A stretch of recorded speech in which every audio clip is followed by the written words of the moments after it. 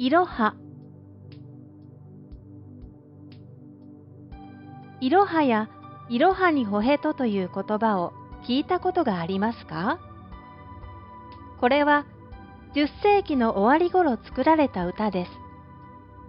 全部のひらがなが一つずつ入っていますから、11世紀頃からひらがなの勉強をするときに使っていました。色は匂えどちりぬるを、和歌よたれぞ常ならん。ういの奥山今日越えて、朝き夢みじえいもせず。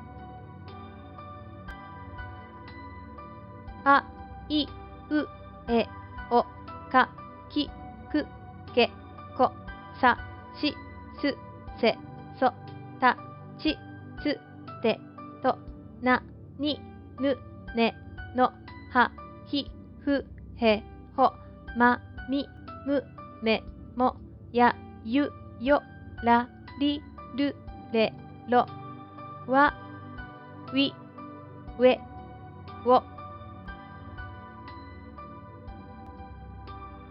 これは歌ですから意味があります。一行ずつ意味を説明しましょう。色は匂えど散りぬるを。今咲いている美しい花はいつか散ってしまいます。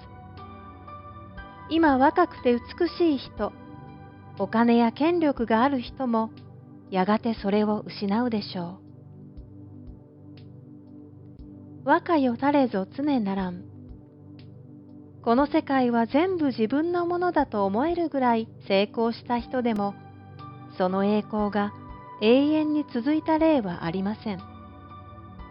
人も変わるし、世の中も変わります。ういの奥山今日越えて。迷うことばかりの人生、この苦しみを今日こそ乗り越えましょう。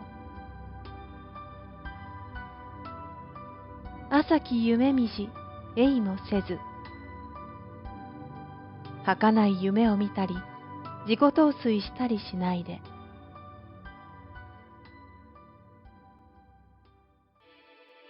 色は匂えど散りぬるを、我がよたれぞ常ならん。ういの奥山今日越えて、朝き夢みじ、えいもせず。